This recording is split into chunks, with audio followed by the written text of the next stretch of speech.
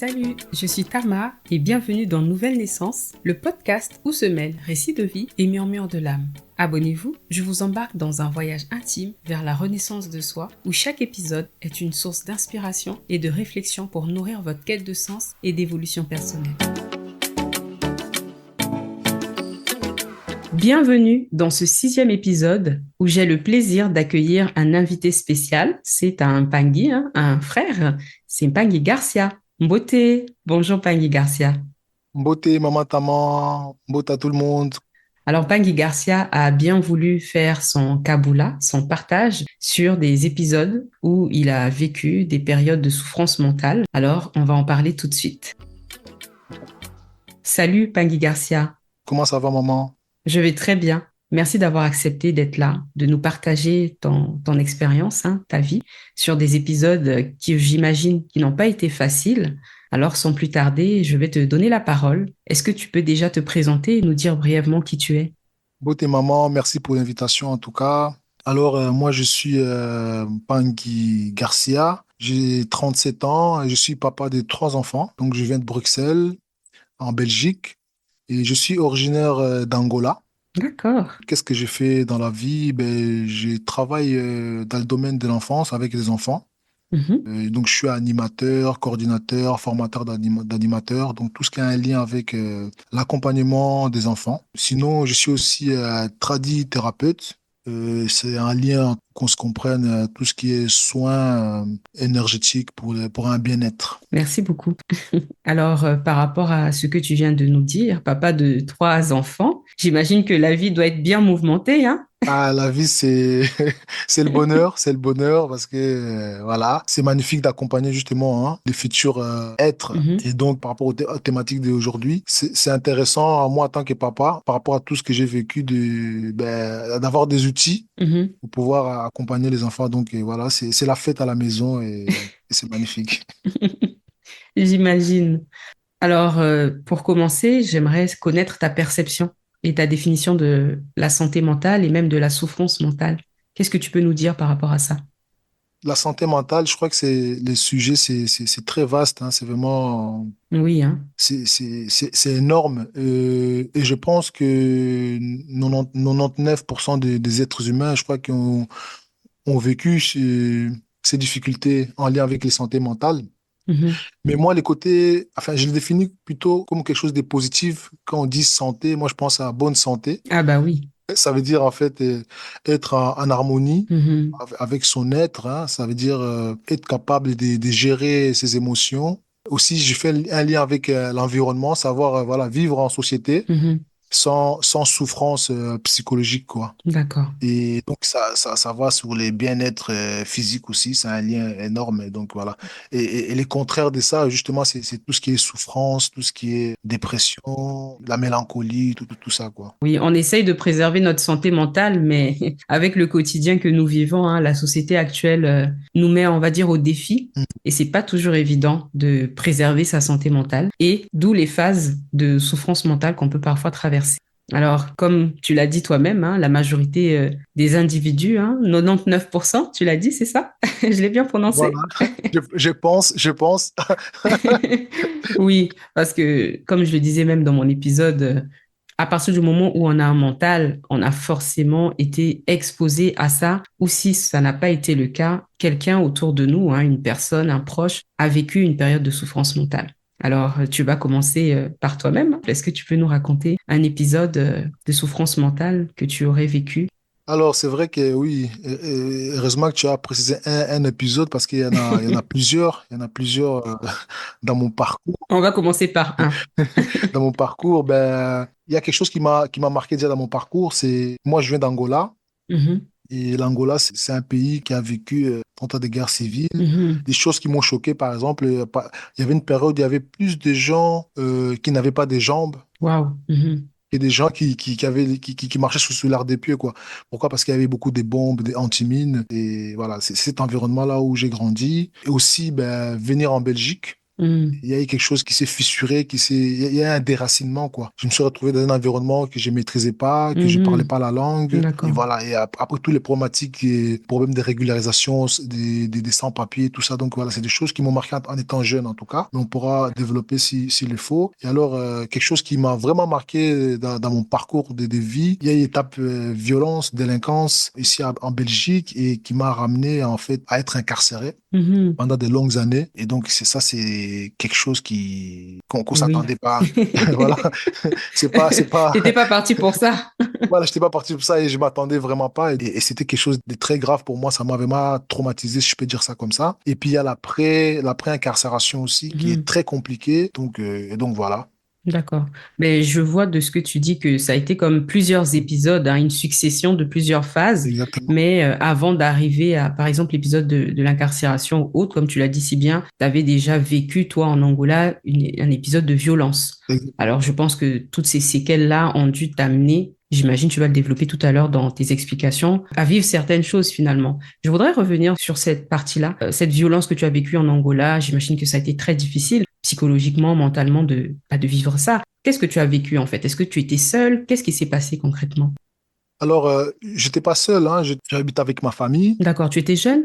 Oui, j'étais jeune. Donc, il faut savoir que je suis arrivé en Belgique, j'avais 12 ans. D'accord, là, tu étais encore un enfant, on va dire. C'était avant l'adolescence. Ouais, exactement. Et alors, j'habitais avec la famille, mais l'environnement où j'étais, Mhm. comme on dit, ça m'a beaucoup impacté parce que, pour qu'on se comprenne, en Angola, des tirs des Kalachnikov, c'est tout à fait quelque chose de banal. D'accord. Moi, j'ai grandi dans cet environnement-là, où, en tout cas, à cette époque-là, hein, où les policiers, par exemple, ils avaient Oui. rarement des pistolets, ils avaient tous des Kalachnikov, et c'était des rapports de force, Mhm. ça tire à, Partout, quoi. Ils n'avaient pas de pitié, en fait. voilà, pour un rien, ça tire. Et alors, ça crée aussi dans mon environnement, en tout cas, là où j'habitais, une sorte de violence. Hmm. Les gens avaient l'habitude de régler leurs problèmes par la violence, mais D'accord, extrême, quoi. d'accord. Donc, c'était des bagarres avec des machettes parce qu'il y avait un problème avec les voisins d'à côté, quoi. Mhm. Ça finissait très mal, quoi, en fait, Voilà. finalement.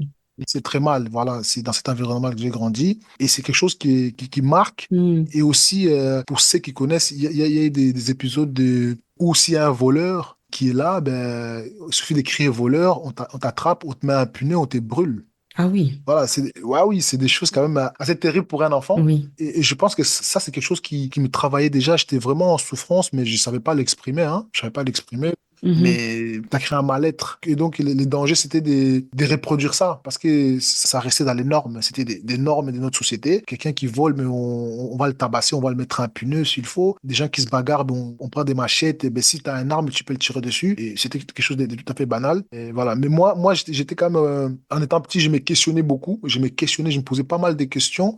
Et aussi, en lien avec l'éducation que j'ai eue, hein, Mhm. l'éducation de la famille qui me transmettait quelque chose, beaucoup d'amour. Il faut être quelqu'un de bien, ne pas faire ceci, ne pas faire cela. Mais quand même, ça me travaillait, quoi. D'accord, tu n'as pas vécu, toi, dans ta famille, en fait, ton cercle proche direct n'était pas violent. C'était vraiment de la violence extérieure, là. Oui, dans mon cercle de famille directe, là où j'habitais, non. Mais ça veut dire en Afrique, on a des oncles, on a des cousins, on a des familles proches Mhm. qui, justement, ils ont vécu ça. Ils ont vécu ça. Et donc moi, j'étais un peu protégé par mes parents parce qu'ils faisaient de leur mieux, quoi, pour que je ne puisse Mhm. pas me retrouver là-dedans, oui. D'accord. C'était des choses que tu voyais plus, en fait, finalement, cette Exactement. violence-là. Mais toi, est-ce que tu étais tombé dans cette violence? Alors, en Angola, non. D'accord. D'accord. Donc là, dans ces 12 ans-là, d'accord, je comprends. Donc Oui. là, à tes 12 ans, c'est des choses que tu as vues beaucoup plus, Mhm, que tu as entendues, mhm. qui t'impactaient, mais jusque-là, toi, tu n'étais pas tombé dans le piège de la violence, de ce que je Exactement. comprends. Exactement. D'accord. Parfait. Alors après, j'étais un enfant, je pense que c'était dans les normes. Je veux dire, ça arrivait aussi de se battre avec des amis. Oui. Et c'est à ce moment-là qu'on était aussi violents. Oui. On peut dire ça comme ça, mais voilà, c'était vraiment parce qu'on était des enfants aussi, c'était bon enfant. Mhm. Mais tout ces images-là, ça s'est reproduit en fait plus tard. D'accord. Très bien. Alors, tu Oui. as parlé de cette préphase un peu de l'avant-départ de l'Angola, donc ta préadolescence, avant tes 12 ans, et tu as dit tantôt que tu as quitté l'Angola, justement. Et c'est là que tout a commencé, je pense. Enfin, tout a commencé, que les choses se sont poursuivies. Est-ce que tu peux nous en dire un peu plus? Parce que là, je comprends que tu as quitté donc ton pays, tu étais déjà impacté en fait, donc tu étais dans un contexte de violence, fait que mentalement, tu étais imprégné de ça. Alors quand tu es parti en Belgique, est-ce que tu es parti en famille? Est-ce que c'est quelque chose qui s'est fait parce que justement vous avez fui la guerre, la violence, ou c'était pour autre chose? En ce moment-là, la guerre était finie, mais par contre, il y avait encore des intimidations. Donc, ma famille a pris une décision, ils devaient quitter l'Angola. Moi, je ne me suis pas posé trop de questions en étant enfant. C'est par la suite que j'ai compris que ça avait un lien avec la politique. Mais en ce moment-là, moi, je suis venu normal. Mhm. Et alors, quand je suis arrivé en Belgique, ben, c'est là que Oui. j'ai analysé l'environnement. Ça correspondait pas vraiment Mhm. à ce que j'ai vécu en Angola. Ah oui, c'est sûr que ça devait être un... C'était quand même déstabilisant, c'était plus du tout la même réalité. Alors, c'était un choc. Il faisait très froid. Il fallait porter des grosses vestes. Il fallait parler, essayer de parler le Ah oui, toi, français. tu parlais pas français. Moi, j'ai parlé portugais et Mhm. lingala. Donc, c'était compliqué pour moi de comprendre, de s'adapter, Mhm. notamment à l'école. C'était compliqué. Et alors, à l'école, c'est là que déjà, j'ai commencé à découvrir encore Mhm. une forme de violence. C'est pas assez strict par rapport à l'Angola, mais c'était quand même une forme de violence. Notamment, ben, on s'est moqué de nous parce qu'on parlait pas bien français, on avait un accent, Ah oui, on je venait vois, ouais. d'Afrique. Voilà, tout ça, ça jouait énormément dans notre mental. Mhm. Et souvent, la réponse c'était la violence. Bah oui, vu que tu étais imprégné de ça déjà, c'était comme ça que vous Voilà, faisiez. Là, quand tu as été confronté à ça aussi au collège, parce que j'imagine que tu étais comme au collège, au secondaire, tu répondais par la violence, c'est ça? exactement. Je répondais par la violence. Et alors, c'est pas le même type de violence. Par rapport à ce que Mhm. moi j'avais vécu, quand j'ai mené une action parce que j'étais énervé, et ça choquait même les autres parce que Mhm. je crois qu'ils n'avaient pas l'habitude aussi de cette forme de De voir violence. des gens qui Voilà. Parce que s'énervaient. là-bas, c'était des coups de machette. Ah oui. Et si on se limitait pas à ça, mais il y avait quand même une espèce de violence. Vraiment, voilà, on sentait que ça me touchait au plus profond de moi. Mhm. Et il y avait aussi ces complexes que beaucoup, en tout cas, je parle pour nous, hein, on avait ce complexe-là d'infériorité. Ah oui, déjà, on quitte l'Afrique. On sait, hein, quand on arrive en Occident, le regard qu'ils ont sur les autres, hein, surtout sur les Africains, on sait que c'est déjà négatif. Fait que, en plus de tout ça, la différence culturelle, le regard de l'autre qui est déjà inférieur sur toi, ça en rajoute une couche. Ça rajoute une couche. Et en plus, les parents, justement, bon, ils ont eu l'éducation qu'ils ont eue, hein, ils nous ont pas aidés là-dessus, quoi. Ça a encore nourri ça, hein. Ouais. C'est-à-dire que vraiment, il y avait des personnes qui pouvaient faire une blague, on voyait tout mal. Tout était raciste, tout était racisme. Mhm. Et donc, du coup, on était très sensibles Mhm. quand on parlait de nous, quand on faisait des liens avec l'Afrique. Quand on me regardait dans la rue, on rigolait. Je pensais Qu'on se moquait de qu'on toi. on rigolait de moi parce que j'étais Ouais, noir, quoi. je vois, c'est exactement, c'est un peu ce que je disais aussi hein, dans l'épisode, c'est-à-dire que bah, tu ramènes tout à toi finalement. Ouais, Exactement. tu ramènes tout à toi parce que quelque part, c'est pas faux finalement parce que tu sais que tu as entre guillemets quelque chose à te reprocher, mais tu sais pas qu'est-ce que tu te reproches, alors tu te dis que oh, les autres le savent peut-être, les autres le voient inconsciemment, hein. Mhm. Et comment tu as vécu, parce que déjà là, tu as évoqué plusieurs choses, hein, le fait d'avoir voyagé en tant qu'enfant, ce déracinement qui, j'imagine, a été quelque chose. Mais est-ce que tu as vécu des périodes qui t'ont, comme, on va dire, empêché d'avancer? C'est-à-dire que quand tu étais au collège, avec le regard des autres, cette violence que tu manifestais, tu te sentais comment physiquement, mentalement, émotionnellement? Est-ce que tu as eu des périodes de dépression? Est-ce que tu as eu des crises? Comment ça s'est manifesté? En étant africain, on va dire, bon, plutôt angolais, comme ça, je généralise pas, hein, on nous a pas appris à nommer les choses aussi. Mhm. Donc, en ce moment-là, c'est difficile pour moi de dire, ah, ça, c'est une dépression, ça, c'est, comment on appelle ça? Oui, tu savais pas que tu souffrais. Enfin, tu pouvais pas définir ta Je souffrance, pouvais pas voilà. définir parce que pour moi, c'était tout à fait normal. On est en galère, on est en galère.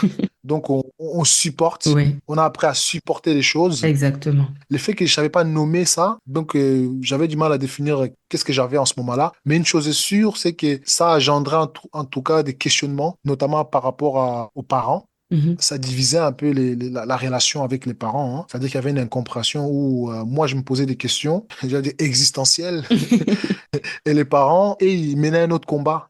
Mhm. notamment les combats de la réinsertion en Belgique, avoir les papiers, problèmes financiers, etc. Donc c'était compliqué pour eux de prendre le temps de s'occuper de nous. Oui, Il y a une scission, si je peux dire ça comme ça, il y a une séparation qui s'est faite. oui. C'est un peu plus tard, ça a donné qu'on te mettait dehors, Mhm. tu rentrais pas à la maison. Mhm. Donc c'était des conflits avec les parents parce qu'il y avait des problèmes d'incompréhension entre nous, des communications. Et Ben voilà. oui, je comprends totalement ce que tu veux dire. Est-ce que tu es l'aîné? Non, D'accord. Il y avait des frères et sœurs avant oui, toi avec des frères et sœurs. qui, eux, vivaient aussi la même chose que toi? Alors, ils vivaient la même chose que moi, mais différemment. Oui, d'accord. Il y a eu des cas beaucoup plus pires que moi, on va dire, Ok. dans le domaine de la délinquance, hein. Oui. Moi, j'étais quand même une personne, je me posais beaucoup de questions, je réfléchissais beaucoup. J'étais assez logique, Mhm. mais du coup, je me sentais pas écouté. D'accord. Donc toi, c'était la réceptivité en fait de tes parents. Tu ne te sentais pas assez écouté, donc tu étais incompris. Voilà, incompris. Tu as grandi avec cette incompréhension-là, ce qui fait que à l'école, bah, les comportements que tu manifestais, Exactement. ça n'allait plus en fait. C'est-à-dire, c'était comme devenu un peu n'importe quoi parce que tu n'étais pas écouté. T'avais pas ce soutien finalement de tes parents parce que bah, les parents, ils avaient aussi leurs problèmes, comme tu le dis. Ils devaient se chercher, ils devaient s'intégrer, mais sauf que toi derrière, bah, tu avais aussi des choses à arranger et on sait hein, malheureusement que dans notre éducation, l'écoute de nos sentiments, hein, les problèmes émotionnels, on n'a pas eu tous la chance de les extérioriser et d'en parler avec nos parents. Et j'imagine en plus, tu le disais tantôt que le regard des autres, est-ce que tu avais beaucoup d'amis? Est-ce que tu en avais? J'avais des amis, mais justement, comment on dit, qui se rassemble, Qui se ressemblent, qui se s'assemblent. ressemble, s'assemble. Oui. Donc, j'avais des amis qui avaient à peu près vécu la même chose que moi. Et puis, j'avais aussi des amis qui savaient m'écouter, hein. Mais Oui. malheureusement, ils ne pouvaient rien faire. Ça suffisait pas. Ça ne suffisait pas, ils ne pouvaient rien Ils pouvaient faire. rien Et faire. donc, voilà, on se confiait, on se disait nos petits soucis et on se soutenait Mhm. comme on le pouvait, quoi. Mhm. Mais ça suffisait pas, comme tu l'as dit, effectivement. Voilà, ça suffisait pas, quoi. Il n'y avait pas l'écoute d'un adulte vraiment qui est là pour t'accompagner, pour te dire, en fait, oui, j'entends ce que tu dis, je te propose Non, ça comme il n'y solution. avait pas Comment tu ça. te sens? Il n'y avait pas ça, quoi. Oui. Même à l'école, il n'y avait pas quelque chose pour vous accompagner, ceux qui venaient d'arriver. Oui, alors à l'école, il y a toujours des choses pour nous accompagner, mais il y avait aussi la méfiance. Ah oui.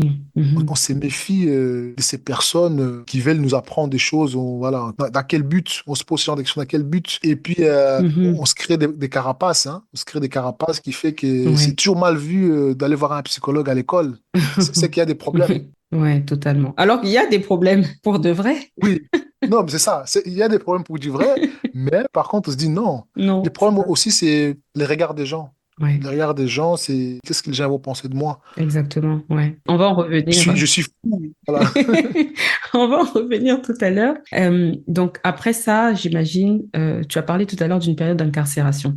Qu'est-ce qui a fait que tu en arrives à ça? Ça, c'est lié déjà à l'environnement où je me trouvais. Ça joue beaucoup, hein. D'accord. L'environnement où je me trouvais, les fréquentations que j'avais. Tout à l'heure, je disais, ben, qui se ressemble, s'assemble, justement. OK. C'est des amis, souvent, qui étaient en souffrance aussi, qui Hmm. ont vécu des traumatismes, mais qui vont jamais l'avouer Ouais. et qui ne sont pas soutenus aussi par les parents. Mhm. Pendant un moment à Bruxelles, il y avait un phénomène des bandes urbaines qui a causé pas mal de dégâts. Et la majorité de ces jeunes-là venaient d'Afrique centrale. Ils Mhm. étaient aussi en souffrance. Quand on vérifie bien, c'est à peu près les mêmes histoires similaires. Ils ont vécu pas mal de choses.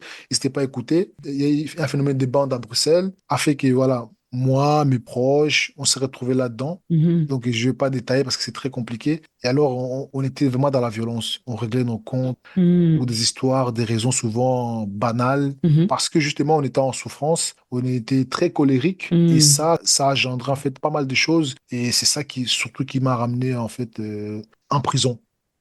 D'accord. Et lorsque c'est arrivé, est-ce que tu t'attendais à ça? Je veux dire, tu étais conscient à ce moment-là que tu étais dans une certaine forme de violence qui allait t'emmener à l'incarcération ou pas? Alors, oui et non, justement parce qu'il y avait plusieurs phases, il y a Mhm. plusieurs niveaux dans la délinquance, hein. Ben, il y en a qui sont Oui, plutôt, effectivement. c'est des voleurs ou c'est des agresseurs, voilà, des crimes, des délits. Mhm. Moi, je suivais la tendance parce que j'étais avec des amis et le phénomène des bandes, c'est vraiment les côtés fraternels. On est frères, on se protège. Si quelqu'un te fait de mal, ben, je suis là pour toi, je vais défendre ta cause.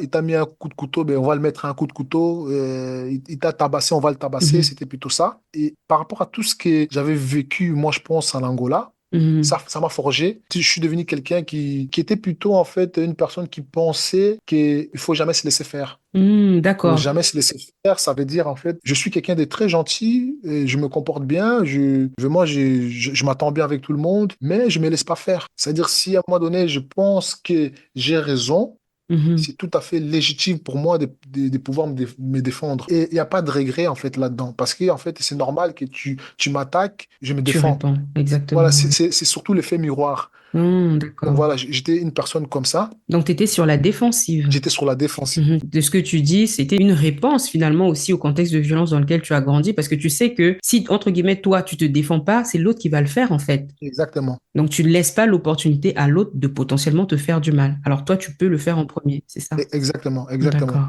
Je repense à ces moments-là, c'était des phrases, je préfère que ta mère pleure que ma mère pleure. Ah ouais, ouais. En fait, c'est toi ou moi, quoi. Voilà, c'est toi ou Ok. moi.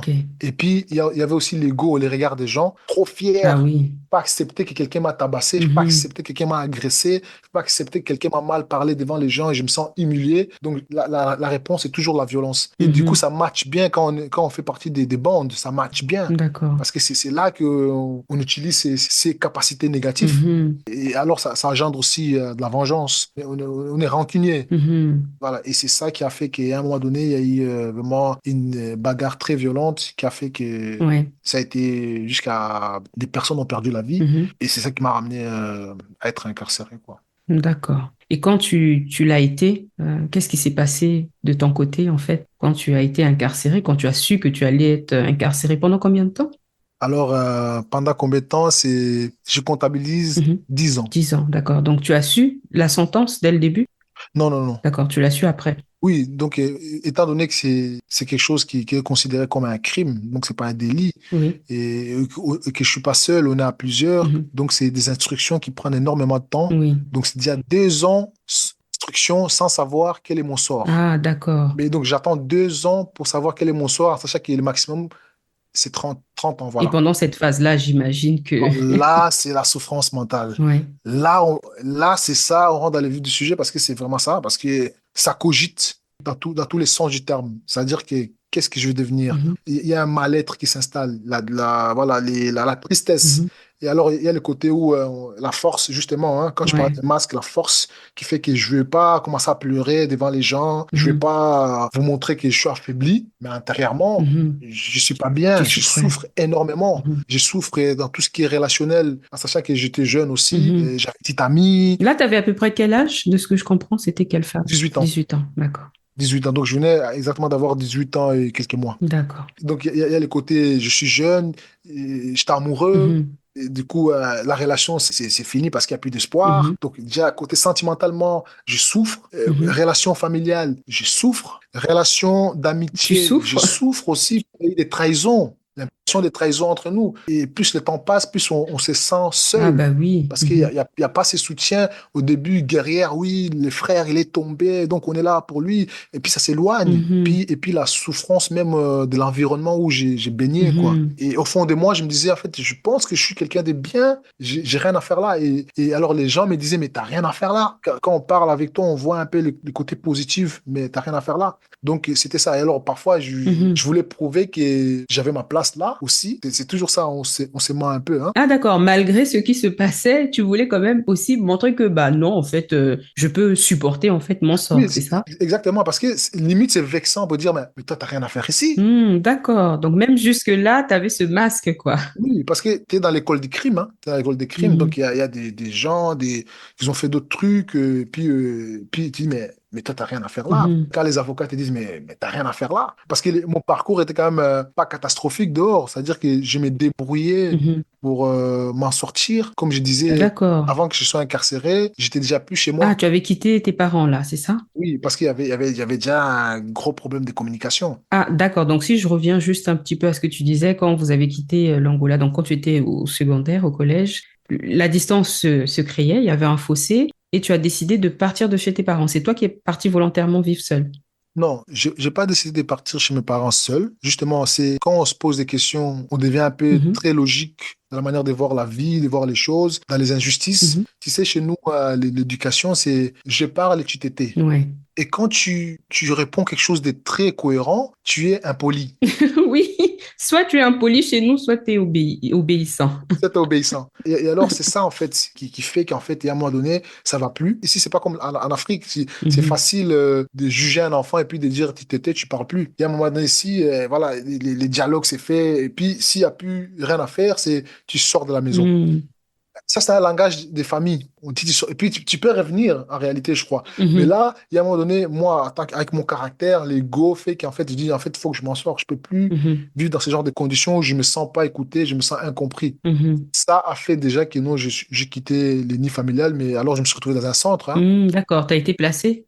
J'étais placé. D'accord. Donc, c'est ça, j'étais placé. C'est là qu'en fait, j'ai commencé à faire des démarches pour partir en autonomie, Mhm. toujours avec mon pied de fréquentation des amis un peu très suspects. Mhm. En même temps, j'essaie de m'en sortir. D'accord. Mais je suis quand même bloqué. Une autre souffrance, je suis bloqué parce qu'à ce moment-là, j'ai pas de papier. D'accord. Voilà. Et normalement, quand tu as 18 ans, tu quittes là-bas. Mais moi, je suis pas quitté parce que justement, comme eux, ils étaient plutôt bons avec moi, Oui. donc moi, j'avais pas de raison d'être pas bon avec eux. Du coup, on s'attendait super bien parce que je me sentais écouté. D'accord. Donc, Ok. c'est ça. Et du coup, je suis resté beaucoup plus longtemps là-bas. Mais après, directement, il y a eu la phase bagarre qui a fait que je suis rentré en prison, en fait. D'accord. Et comment tu l'as vécu, juste cette phase-là? Est-ce que tu peux nous en dire un peu plus? Comment tu as vécu ça, cette phase-là? La phase prison. Oui, en quelques mots, en lien avec bien sûr cette souffrance que ça a engendré avec toi, parce que là, il y a eu une accumulation. Alors, il y a eu une dépression, mais cette dépression, c'était pas visible. C'était quelque chose d'intérieur. J'étais mal, j'avais peur, j'étais stressé, D'accord. mais Mhm. ça se voyait pas. Je le montrais D'accord. pas. Tu montrais pas du Je le tout. montrais pas du tout. Et alors, et ça s'est transformé en quelque chose de... J'étais en colère. En colère envers moi-même, Mhm. en colère envers tout ce qui m'entourait, Mhm. en colère avec la vie, quoi. Ouais. J'étais très en colère et alors ça s'exprimait par un silence qui s'est créé. Voilà, je parlais quand c'est Tu t'es nécessaire. renfermé sur toi-même. Voilà, je me suis renfermé sur moi-même. Voilà, ça c'est vraiment quelque chose une des choses majeures que j'ai vécues. Et ça a duré combien de temps, cette phase-là, cette dépression-là? Ça a duré très longtemps et alors c'est devenu un caractère D'accord, après. mais ça a duré combien de temps? Non, c'est difficile à définir parce que ben, c'est le travail qu'on fait, hein. Quand on fait un travail, c'est pas quelque chose qui part comme ça. Il Mhm. faut que ça part vraiment petit à petit, petit à petit. Oui, On peut dire, ben alors, les temps d'incarcération et les temps de sortie. d'accord. Mais à la sortie, c'est devenu un caractère. C'est-à-dire que Oui, tu t'es devenu colérique, oui. voilà, je m'énerve pour rien, colérique, quoi. Mais je peux être quelqu'un de gentil, mais colérique, tu vois. Je suis un râle, je râle. Je râle, tu vois. Pour un rien, il râle, il s'énerve pour un rien. Bah C'est oui, tu ça. étais devenu extrêmement sensible, en fait, tout t'énervait, quoi. Voilà, voilà. Tu t'es fâché contre la vie. Fâché contre la vie, tu vois. Il y a impatient, tu deviens aussi impatient. Le fait que tu fais les choses carrées, parce que Ouais. ça crée une éducation militaire. Oui. Et du coup, quand ça va pas dans ta case, c'est énervant. Ah ouais, tu avais le souci Voilà. du détail, quoi. En fait, tu pouvais plus supporter le petit décalage, quoi. Dès que ça n'allait Voilà, pas, voilà. tu t'emportais. Je supporte plus. Et alors, même si on peut faire un débat, je suis pas d'accord avec toi, ben, je vais m'énerver. Ouais, bah oui. Alors que je peux parler et puis donner mon argument et puis tranquille, mais moi, je vais m'emporter. Je vais dire, voilà, Mhm. je vais m'énerver. Ou alors, je vais prendre une attitude où tu sens que je Mhm. monte la voix, tu sens il y a un côté Mhm. autoritaire qui vient. Et voilà, c'est ce genre de truc qui était resté, hein. Mhm. Et ça a pris du Ça a pris temps, du temps, ouais, j'imagine. Et tu as vécu ça seul? finalement, oui, j'ai vécu ça seul parce que, enfin, on peut raconter notre souffrance à des personnes, mais tu as l'impression qu'ils t'écoutent pas réellement. Ils Mhm. entendent ce que tu dis, mais tu sens qu'ils t'écoutent pas et puis de toute manière, ils proposent pas des solutions concrètes. Mhm. Donc, ça m'a éduqué à se dire, ben, je parle peu, quoi. Je parle avec ceux qui s'intéressent à moi, alors je leur raconte mon histoire. T'as pas senti une réceptivité de la part de ton environnement extérieur par rapport à ta souffrance? Non, non, Ouais. T'as été abandonné, en fait, finalement. exactement, Même par ta famille, tes proches, c'est ça? exactement. Donc, à ce moment-là, de ce que je comprends, quand tu étais incarcéré, ta famille n'était plus là, ne te soutenait plus. Ils étaient quand même là, mais pas, le soutien mental n'était pas là, le soutien psychologique n'était pas, mais ils étaient quand même là ou ils t'ont tourné le dos. Ça, c'est compliqué parce que, comment on dit, il y a toujours une expression là, loin des yeux, près du cœur. Ah oui. Finalement, ça voulait rien dire pour quelqu'un qui est incarcéré. Ouais. Parce que les systèmes fait que c'est compliqué qu'une personne vienne te rendre visite. Ah, Ça d'accord. dépend, tu te situes dans quelle Ouais. prison, dans quel milieu carcéral tu es. Et donc, tout ça, c'est vraiment très compliqué. Et alors, les soutiens de la famille, oui, ils pensent à toi, mais à quel degré? Je ne suis pas dans leur tête pour savoir vraiment est-ce qu'ils ont vraiment les soucis de ce que j'ai dit. Parce que dans mon cas, c'est différent. Il y a des gens qui rentrent en prison pour 2, 3 mois, 5, 6 mois, 7 mois, aller jusqu'à 1 an. Mhm. Tu as envie de soutenir cette personne. Mais à un moment donné, c'est des années. C'est des Ouais. années, et les gens, ils mènent d'autres vies, ils doivent avancer dans leur vie. T'imagines, Ouais. une fois par semaine, venir pendant des années, c'est très compliqué. Mhm. Donc, du coup, j'en voulais à personne, mais je ne sais pas définir s'ils me soutenaient réellement ou pas. Ouais. Mais moi, en étant là-bas, oui, je me sentais plutôt seul. Point de vue D'accord. familial, même si autour, ben, il y avait toujours des amis fidèles qui pouvaient être là. Mhm. Il y avait d'autres liens qui sont créés, et Mhm. d'autres personnes qui venaient me voir, qui n'ont rien à voir avec ma famille, qui m'ont découvert même en étant incarcéré, Mhm. d'autres qui m'ont découvert par rapport à mon procès. Ils ont été sensibles par rapport à mon histoire. Mhm.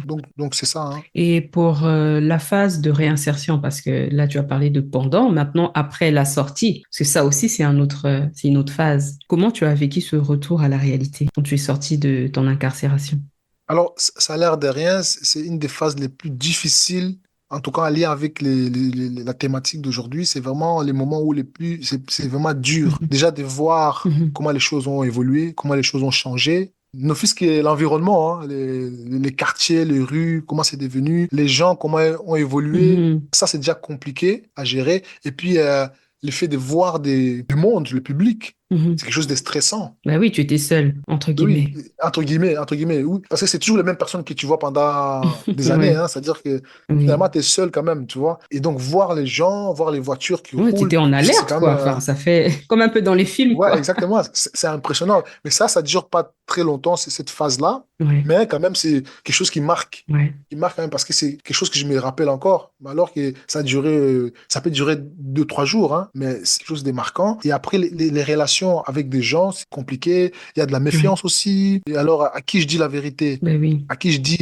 que je suis un Mhm. ex-prisonnier, à qui je ne le dis pas. C'est ça, les jugements, les regards des gens, la crainte aussi par rapport à ce que j'ai vécu, c'est-à-dire qu'il y a quand même eu de la violence envers d'autres personnes, d'autres familles, qui ont souffert aussi, qui ont perdu des êtres chers. Donc voilà, comment communier avec tout ça? C'est les moments les plus compliqués, vraiment, la sortie. Et après, la difficulté continue, hein, parce que c'est après, il faut s'intégrer. Il faut Ouais. trouver du travail. Tu as un casier judiciaire. Ah oui. Comment tu perçois la stigmatisation que l'environnement a eue face à, bon, déjà ton incarcération, c'est une chose, mais face à ta souffrance en général, en fait, parce que, en quelque sorte, oui, tu as été incarcéré, mais derrière, tu étais quelqu'un qui souffrait aussi. Comment tu as senti, le regard de ta famille, de tes proches, en tout cas de ton environnement, par rapport à cette souffrance-là? Alors, je crois qu'ils étaient inconscients de cette souffrance. Ils n'étaient pas au courant qu'en fait, une personne, justement par rapport à tout ce qu'elle a vécu, il faut l'accompagner parce qu'il y a une souffrance énorme dans plusieurs domaines, si je peux dire ça comme ça. Et ils ne voient pas ça. Ils vont voir plus ta présence, tu es là, Ouais, tu es de retour, ça et s'arrête puis ça là. s'arrête Ouais. là, quoi. Voilà, et c'est là que c'est encore beaucoup plus dur pour des gens qui sont généralement quand tu souffres et que tu fais comprendre que tu souffres et qu'en fait on t'écoute pas, limite, tu peux pas t'exprimer et dire ouais, mais je suis en souffrance, je me sens pas bien, c'est ridicule de dire ça. Il faut dire, mais ah, va là-bas, toi, qu'est-ce que tu racontes, Bah tu oui, vois? surtout en plus, j'imagine, entre guillemets, quelqu'un qui sort de prison, on va se dire, ah, tu souffres d'où? Genre, t'as que ce que tu mérites, quoi. Ce regard-là, en fait. Exactement, exactement. T'as vraiment ce que tu mérites. Donc voilà, d'un Genre, côté, tu peux que c'est le souffrir, quoi. karma. Tu peux souffrir, c'est le karma. Et limite, même d'autres personnes aussi ont tendance à. Ça, c'est une phase, c'est des vues et vécu, tout ce que je raconte, hein. Les gens vont te Ouais, fuir. bah, ils avaient peur. Vont te fuir parce que toi, tu viens de sortir, tu as besoin de parler, tu as besoin de t'exprimer. Ouais. Alors, si t'as pas une force mentale justement bien, ça veut dire que tu vas trop donner et du coup, ça peut être fatigant Mhm. pour l'autre personne qui est en face de toi. Tu peux aussi l'épuiser Ouais. énergétiquement, tu vas le fatiguer parce que t'as envie de tout donner. C'est trop, c'est trop. C'est trop, en Voilà, fait. Le bagage énergétique est trop dense, trop exactement. important, et la personne n'est pas forcément prête à recevoir ce que tu vas déverser. Exactement. Et du coup, limite, allez, 2, 3 jours, ça va. Et puis, tu peux téléphoner, ils vont pas. Ah, c'est toi qui téléphone, ils vont pas décrocher parce qu'il dit, Ouais. ouh, il va trop parler, tu vois, il a trop à dire, tu vois. Et parfois, c'est des choses banales qu'ils vivent tous les jours. Et toi, tu es là, Ouais. tu racontes des choses un peu comme un enfant, quoi. Ouais. Tu sais, Ah. t'as déjà un vécu, et puis l'enfant, il te raconte un truc, et à un moment donné, tu dis, oui, ok, tu l'accompagnes. Oui, oui, c'est bon. Tu n'es pas dans la pédagogie de l'enfant, et à un moment donné, tu dis, bon, c'est bon, tais-toi un peu, tu vois, t'as trop parlé, quoi, tu vois. Ou tu dis, ouais, ouais, ouais, voilà. Mhm. Et c'est ça, on devient des personnes un peu qu'on a incompris Ouais. et aussi ben, on te fuit parce que tu parles beaucoup, tu es dérangeant ou alors certains, même si tu as des problèmes financiers, ben, du coup, tu seras beaucoup plus à la demande, tu dépends des gens. Mhm. Parce que les premiers jours, ça fait longtemps qu'on ne s'est pas vu, ben, viens, je t'invite, on prend un verre, limite, je suis gentil, je t'accompagne à acheter des vêtements. Mhm. Et puis toi, ces gestes-là, c'est quelque chose qui va te marquer parce que, waouh, tu t'es senti écouté, accompagné. Mhm. Et toi, tu as de la sympathie pour cette personne-là. Et du coup, tu as envie de rester en relation avec cette personne. Mais cette Mhm. personne, c'est de trop. En fait, mec, moi, j'ai juste fait ça pour un temps. C'est bon, quoi. J'ai d'autres choses à faire. Tu vois, je dois travailler, je dois aller voir ma famille, je dois être avec ma compagne, je dois être avec ceci, avec mes enfants. J'ai pas le temps de tout le temps m'occuper de toi. Ouais, tu étais à la recherche un peu de... bah, tu cherchais des liens d'attache, quoi. Tu essaies de t'accrocher à quelque chose. C'est ça. Exactement. Mais l'environnement n'était pas totalement réceptif, hein, pour diverses raisons. Et finalement, donc, tu as essayé de trouver des liens d'attache, tu as essayé de t'accrocher comme tu pouvais, mais de ce que j'en comprends aujourd'hui, oui. Qu'est-ce qui t'a permis de garder la tête hors de l'eau finalement? Qu'est-ce qui a fait que tu t'en sortes? Parce que c'est le cas quand même aujourd'hui. Tu as réussi à traverser cette phase-là. Oui, c'est pour ça que là, on rentre dans d'autres dynamiques, d'autres dimensions de compréhension, hein. Ouais. J'ai fait le lien, j'ai fait toujours les liens avec aussi les podcasts précédents, hein, qui est justement l'écoute intérieure, l'écoute de soi. Ah Voilà, oui. c'est lié. Et cette force, cette voix qui te parle, quelle voix te parle? Parce qu'il peut y avoir plusieurs voix. Parce que je reviens juste en arrière pour préciser, en fait, oui, cette histoire des les voix, c'est la crainte des prisonniers. Trop Hmm. écouter des voix et puis en fait, tu vas te rendre compte que tu écoutes des voix tout seul et qu'il y a que toi qui écoutes ces voix-là et que finalement tu te parles mais personne ne comprend ce que tu dis, tu tombes dans la folie. Mhm. Et du coup, c'est la crainte de beaucoup de personnes incarcérées, hein, c'est-à-dire de tomber dans la folie. De trop entendre, hein, en fait, hein, ouais. Voilà, voilà, tomber dans la folie. Surtout quand on tombe dans la folie, si je deviens fou, il y a que toi qui vas être au courant. Moi, je ne serai pas au courant que je suis fou. Je vais continuer à être dans ma logique, alors que toi, tu vas dire, ah, ben, Franck Garcia, il est fou, les pauvres, je l'ai connu, il parlait normalement, mais moi, pour moi, non, je suis normal, je parlerai tout seul. Et ça, c'est une paranoïa pour beaucoup de personnes qui sont incarcérées quand il faut des longues peines. Moi, Ouais. je pense que j'ai été guidé par une force quand même de caractère, d'esprit, du coup, Mhm. écoute de soi, qui disait, ben, tiens bon, et surtout, essayer de mettre les choses en place, soit dans la pratique. Mhm. Donc, dans la pratique, c'est faire du sport, c'est accepter qu'en fait, tout le monde ne peut pas t'aider. Mhm. Et dès qu'il y a une personne qui donnait cette envie de t'aider, en fait, vraiment être sérieux. Mhm. Voilà, être sérieux dans ce que tu vas entreprendre avec cette personne, c'est important. Parce que si on n'est pas sérieux, ben, on peut vite te lâcher. Mhm. Et moi, en fait, ouais, c'est ça, c'était vraiment l'écoute de soi. J'ai reviens vraiment là-dessus, c'était vraiment ça. Je me suis Ouais. écouté et j'ai essayé de prendre soin de mon corps. Tant que D'accord. je prenais soin de mon corps, en fait, ça guérissait indirectement aussi ma force mentale, en fait. Donc, j'essaie de transformer ça en quelque chose de positif. C'est-à-dire que Mhm. je m'écoute et j'essaie de mettre ça en pratique aussi. D'accord. Les signaux étaient clairs pour toi parce qu'on parlait justement de l'écoute de soi et je disais qu'il y avait des signes qui nous parlent en fait. Qu'est-ce qui te parlait toi? C'était quoi? Tu parles de la pratique, oui, tu prenais soin de toi, mais entre guillemets, comment tu as su qu'il fallait que tu prennes soin de toi? En fait, comment tu as réussi à discerner que ça, c'était ce qui était bon pour toi? Ce discernement-là est venu d'où? Puisque tu disais que bah, on peut entendre plusieurs voix. Comment tu as réussi à faire la part des choses en fait? Alors, c'est vrai qu'il y a écoute de soi. Et je crois que c'était pas un chrétien qui Mhm. disait écoutez les autres aussi. Oui. Voilà, écoutez les autres. Moi, je reviens toujours en arrière. Donc, quand j'étais incarcéré, j'ai croisé une personne. D'ailleurs, je sais pas ce qu'il est devenu cette personne. Je raconte un peu qu'est-ce qui m'est arrivé. Donc, lui, il avait envie de m'écouter. Donc, Mhm. c'était quelqu'un qui avait un certain âge. Moi, j'avais 18 ans, il devait avoir dans les quarantaines, et assez mature. Et donc, il m'a dit, oui, qu'est-ce qui s'est passé? Alors, je raconte un peu, tout angoissé, je raconte tout ça. Il me dit, OK, ce que tu dois faire, c'est prendre soin de ton corps. Il m'a dit, tu vas rester longtemps ici, il faut que tu fasses du sport tout le temps. Parce que faut pas oublier, c'est 23 heures sur 24 Mhm. enfermé, hein. C'est une heure là, faut que tu l'utilises pour quelque chose. Ah, d'accord. Là, c'était quand tu étais en incarcération, quand tu disais de prendre soin de ton Quand corps. je suis en incarcération. D'accord. Voilà, c'est ça. Donc, il dit, il faut que tu fasses du sport. Et je l'ai écouté. D'accord. Ouais. Et je me suis accroché à ça. Mhm. Et c'est ça qui a fait que malgré tout ce que j'ai pu vivre, j'étais beaucoup sportif. Là, moins, malheureusement. Mais j'étais vraiment sportif. Et alors, ça équilibrait en fait entre la dépression et tenir bon. D'accord. Ouais, je vois. J'avais que ça à faire et je le faisais bien. Et alors, ça donnait un bien-être physique et aussi psychologiquement, ça m'apaisait en Ben oui. fait. Le sport, c'est bon pour la santé, hein. Au passage, ça permet d'éliminer les toxines et beaucoup de choses. Exactement. Et je crois que c'est ça, ça a éliminé pas mal de choses. Donc, je Ouais. pouvais être stressé, beaucoup de colère. Alors, quand je faisais du sport, je transpirais, tout ça, ça m'aidait beaucoup. Et je crois que j'avais ça, finalement, aussi, il y avait des soutiens de quelques personnes. Ils avaient vraiment envie de m'accompagner, en fait. Et ces Mhm. personnes-là, je les ai pas déçues, si je peux dire ça comme ça. Parce que Mhm. j'avais le souci de bien faire, hein. C'est-à-dire que, et comme ces personnes-là elles voulaient m'accompagner, Tu as profité de leur aide, quoi. On t'a tendu la main, tu l'as voilà, on accepté. m'a tendu la main et j'ai vraiment accepté ça. Et c'est ça qui a fait que je me suis en sorti. Et ces personnes-là, c'est pas des personnes de ma famille, hein. Comme ça, on est vraiment dans la précision. Mhm. C'est des personnes qui sont à Paris comme ça. On me dit dans ma vie. Et je Mhm. m'attendais pas à ça. Et même en étant dehors, j'ai dû faire des formations, mais je les ai dit que oui, Mhm. je suis incarcéré. Pour être dehors, je dois trouver une formation, etc. Et ces personnes, elles m'ont dit, OK, il n'y a pas de souci. Voilà, c'est des personnes qui m'ont tendu la main sans jugement. Et alors, j'ai saisi leurs mains, j'ai pu lâcher. Ah, tu as pris la main, là. Même le bras. Bon, même le bras.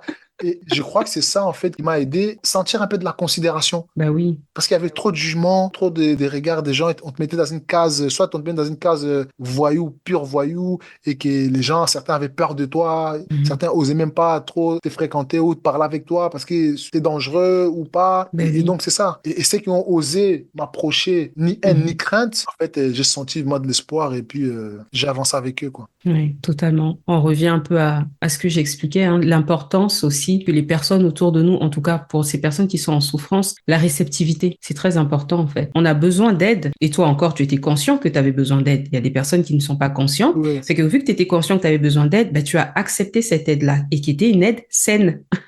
C'était une aide saine. Oui, D'ailleurs, oui. j'en profite de te poser la question rapidement, mais tu as dû essayer de t'en sortir. Est-ce que tu as été tenté à essayer de trouver d'autres types d'aides, mais peut-être moins saines? Alors, ça, c'est la phase d'incarcération en un coup, Ah, mais d'accord, il y a eu plusieurs phases. Il y a eu des retours à la case départ. d'accord. Donc, il y a eu la phase B, j'étais sorti, j'étais Mhm, en bracelet, le fait que j'étais pas en situation régulière, point de vue papier. Donc, mhm. c'était un piège, j'étais dans un piège, en fait. Ta situation s'était pas Non, régularisée. c'était régularisé pendant que tout se passe. Ok, Et puis, ça a été retiré parce qu'ils se sont rendus compte que c'était trop tard. Et du coup, je me suis retrouvé en bracelet. Voilà, c'était un ok. drôle d'hasard qui a fait que je me suis retrouvé dehors. Alors là, je suis resté comme ça pendant 2 ans et demi en bracelet, sans travailler, sans pouvoir travailler, donc sans aucune aide financière. Ah oui. Et donc, là, je sentais un peu de l'humiliation. Bah, tu pouvais plus te prendre soin de toi, en fait. Tu n'étais plus en mesure de subvenir à tes besoins. C'est ça. Je suis de quoi je suis capable, mais je me sens pas considéré. Parce qu'à un moment donné, je peux toujours blablater. Si je ramène pas de concret autour de moi aussi, ben voilà, Bah oui. je suis pas quelqu'un, j'ai pas d'intérêt, quoi. J'ai pas d'intérêt, donc Mhm.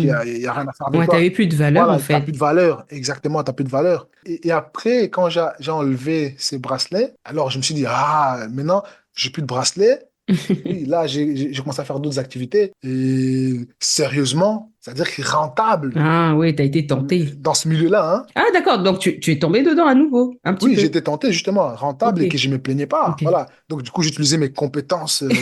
Tu l'as dit tellement Non, mais subtilement. c'est ça. Non, j'ai parlé en général. Quand Ok, je parlais d'incarcération, je parlais en général, mais on peut le couper en trois ok. phases. Mais il fallait que je passe par là pour devenir ce que je suis aujourd'hui. Hmm, Et quand on subit des ennemis, on n'a rien, et puis on se mhm. libère, et puis on est intéressant par rapport aux autres qui sont déjà dans le milieu. Ah oui, bah oui, tu étais aussi intéressant pour certains types de Mais personnes. oui, et que je suis quelqu'un Ouais. de très sérieux. Le côté, je Hmm, suis honnête, je fais les choses bien, je chipote pas, c'est carré. Donc c'est bon pour les affaires. Et c'est d'accord, rentable ouais, pour moi. Moi qui viens de passer 2 ans et demi à galérer, et d'un coup, des grosses d'accord. sommes qui vont rentrer, c'est un bon plan. Mhm. C'est-à-dire quelques mois, moins d'1 an, ou plus ou moins 1 an, rébelote. Hmm. On retourne dans le même système. La boucle. Mais pour aller vite, et puis il y a encore un autre retour. Non, mais il y a trop de choses à Donc dire c'est là. pour ça que j'ai fait ça en Oui. général. Mais voilà, les Mhm. choses ont commencé à mieux se guérir, et dans le mental, et dans un point de vue, on va dire, spirituel, D'accord. quoi. Bon, donc il y a tellement de choses, je pense, il y a trop de choses à dire là. Voilà, de ce que j'en comprends. Tu as réussi à surmonter un peu cette réinsertion, cette réintégration. Tu t'es ressaisi, on va dire, tu as repris les choses en main, tu as réussi à dépasser ça. De ce que tu as expliqué, c'était le sport, en fait, finalement, le fait de prendre soin de toi et bien sûr, le fait de t'écouter, savoir t'écouter, ce qui a fait que ben, tu puisses t'en sortir finalement. Et puis, une fois que tu as compris ça, tu le cultives encore aujourd'hui, j'imagine. Bien sûr, bien évidemment. Alors les sports, ça devient un peu périodique, mais j'ai tort.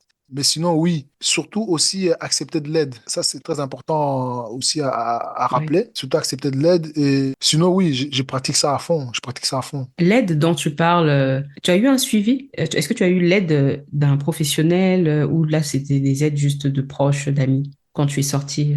Alors, ça, c'est intéressant. C'est vrai qu'on a sauté pas mal d'étapes. C'est pour Ah, ça que il j'ai y a, il y a tellement d'étapes, mais on va essayer de, ouais, de revenir tellement. un peu. Voilà. Mais ça, j'ai oublié de te dire. Quand j'étais là-bas, j'avais décidé justement de prendre soin de moi pour que je tombe pas dans la folie, entre autres. Parce que j'étais jeune, je sais pas qu'est-ce qui peut m'arriver. J'avais ces peurs-là Oui, d'un jour péter les plans. d'accord. Et Mhm. parce qu'il faut savoir que dans les instructions judiciaires, Mhm. dans mon cas en tout cas, il y avait une phase psychiatre. Il fallait Mhm. voir un psychiatre, faire des tests pour voir un peu si Si ça va est-ce encore. qu'il voilà, est-ce il avait vraiment l'intention, est-ce qu'il a fait ça parce qu'il est fou Ouais. ou alors c'est des accidents de la vie, etc. Ou voilà, pas en lien avec la folie. Mhm. Les tests, c'était positif, il n'y a pas de souci là-dessus. Et alors, c'est pas une obligation, mais c'est conseillé de suivre un psychologue. Mhm. Et c'est là que moi, c'est quelque chose que j'ai pris ça au sérieux. Mhm. Pour une fois, en fait, je me suis écouté aussi. Je me suis dit, en fait, je vais pas rentrer dans ce jeu-là des psychologues, parce que là-bas, c'est souvent, quand on t'appelle pour les psychologues, quand c'est obligatoire pour ton dossier, tu boudes, quoi. T'arrives, tu fais ça Ah. parce que tu dois le faire, quoi. Ouais. T'écoutes, ouais, tu racontes un peu des salades pour que ça soit Mhm. officiel et puis tu t'en fous. Mhm. Moi, je me suis dit, non, je vais pas fonctionner comme ça. Donc, je me suis écouté là. Je me suis dit, en fait, il faut vraiment que je m'exprime. Mhm. J'ai eu de la chance de croiser une psychologue, vraiment une femme magnifique, qui était jeune aussi, venait de débuter, je pense, Mhm. qui vraiment dès le début m'a pas jugé. Et ça m'a fait du bien. Je me suis dit, Mhm. waouh, la personne ne me juge pas. Les dépositions, les dires des gens, les familles dehors, Mhm. les amis, l'entourage, tout ce que les gens disent, et elle est là, et m'écoute sincèrement et elle essaie de comprendre. Et ça m'a fait du bien. Mhm. Vraiment, ça m'a fait du bien.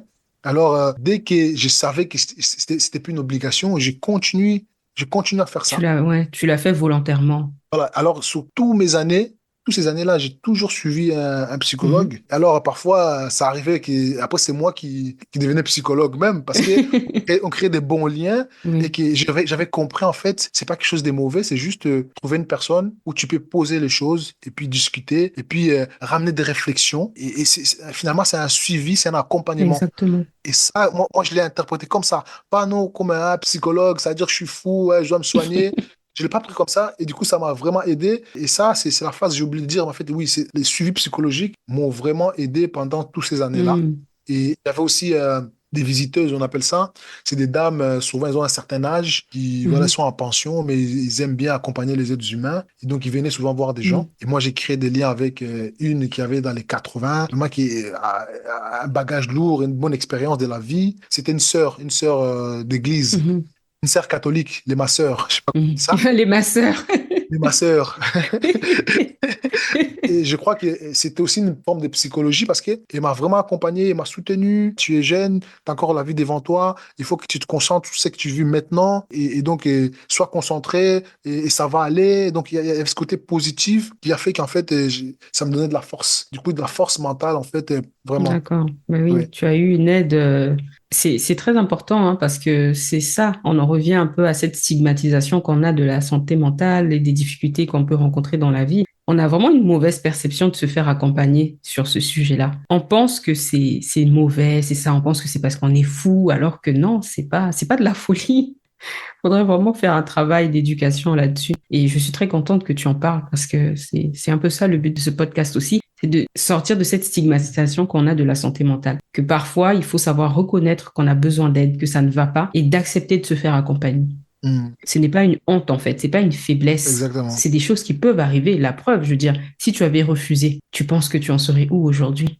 C'est ça, je prendrais sûrement une autre destination, un autre chemin, Mhm. et j'aurais peut-être pas les mêmes réflexions. Et après, les milieux carcérales, c'est un milieu très dur, très, très Ah violent. bah oui. Et pour pouvoir être dehors, c'est qu'à un moment donné, tu comprends qu'en fait, tu dois te tenir à carreau. Te tenir à carreau, c'est savoir se comporter, créer des relations saines avec des personnes et Mhm. s'éloigner de tout ce qui est violence, ne pas tomber dans ce piège-là, quoi, de l'ego, où en fait, pour un rien, tu vas montrer que tu es le plus puissant. Mhm. Exactement. Sinon, ça continue en fait, c'est un cercle vicieux et tu sors pas. c'est un cercle vicieux parce que beaucoup peuvent rentrer là pour 2 ans et finissent à purger 10 ans. Hmm. Pourquoi? Parce qu'il devait être libéré, mais il s'est battu et puis il a donné un coup à une autre personne qui, la personne a porté plainte et puis ainsi de suite. De Mhm. nouvelles condamnations, c'est à l'intérieur de la prison. Tu vois, D'accord. on appelle ça prison dans la prison, quoi. Ah ouais. Et finalement, pourquoi? Parce que c'est un lien avec les comportements et parce qu'on s'écoute pas, quoi. Mhm. Qu'est-ce qu'on veut finalement? Est-ce qu'on veut s'en sortir ou alors on veut rester dans ces Mhm. boucles des colères, des dépressions, des colères, dépressions Mhm. et donc voilà.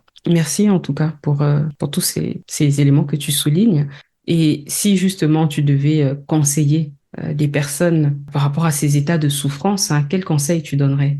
On a parlé de l'aide, le fait d'avoir accepté de l'aide, le fait de savoir s'écouter, en fait, de prendre conscience qu'on a besoin d'aide, de savoir aussi s'écouter, bien discerner l'aide saine, l'aide qu'il nous faut. Est-ce que tu aurais d'autres éléments à rajouter? Je pense que tu as vraiment tout résumé. C'est ça, ben, l'écoute de soi, je viens toujours sur ça. Oui.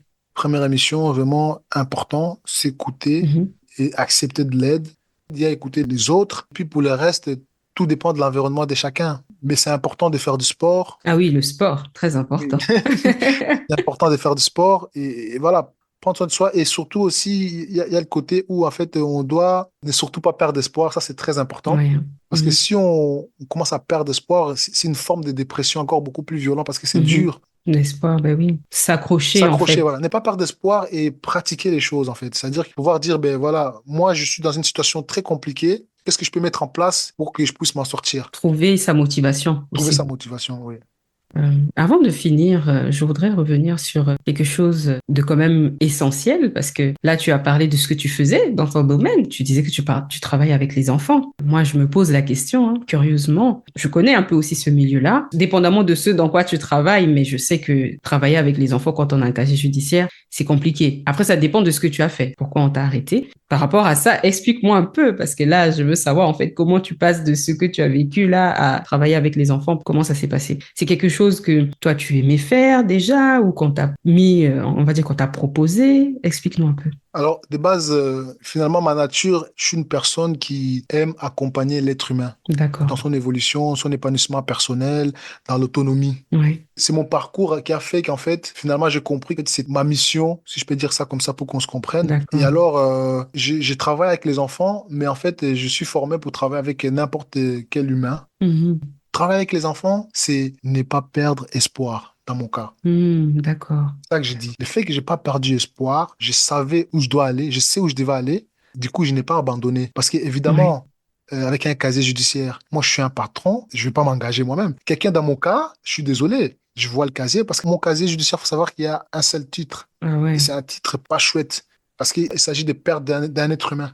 Donc, Mhm. ça, je suis désolé, je peux comprendre la personne qui ne veut pas m'engager. C'est tout à fait normal. Mais D'accord. le fait que j'ai travaillé avec des personnes qui m'ont pas jugé dès le début et qu'ils ont vu de quoi je suis capable, comment j'accompagne les gens dans la pédagogie, dans tout ce qui est créatif, ils m'ont trouvé super intéressant et puis ils ont dit, ah, mais t'es vraiment super intéressant. Finalement, ils ont oublié l'autre côté. Tout le reste, c'est vraiment comme par magie, mais on se comprend. Et puis il y a eu ce côté où il dit, mais tiens, tu veux pas devenir formateur chez nous? Du coup, j'ai commencé à former, puis j'ai travaillé beaucoup dans le bénévolat. Donc déjà, j'attirais ça parce que j'ai beaucoup travaillé dans le bénévolat dedans. Et puis évidemment, les phases de casier judiciaire, en fait, en Belgique, avant, si tu as les modèles 2 vierges, tu peux travailler avec les enfants. Les modèles 2, c'est tout ce qui a un lien avec les mœurs. Donc, viol, Ouais. Pédophilie, des des choses comme choses là. ça. Mais à un moment Ouais. donné, le gouvernement a décidé, en fait, il n'y a plus de bonne vie et mœurs, modèle 2, ça n'existe plus.